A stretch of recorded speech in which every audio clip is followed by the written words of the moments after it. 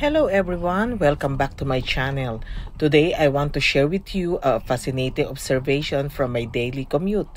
As you can see, this lane is clearly marked for turning right only, with signs on the road and above. But as we'll see, not everyone follows the rule. Watch as this driver waits for the light to turn green, clearly intending to go straight. But then, seemingly out of nowhere, he decided to turn right instead. Possibly due to shyness or a desire to avoid holding up a traffic. However, what he didn't realize was that the cars behind him were also planning to go straight.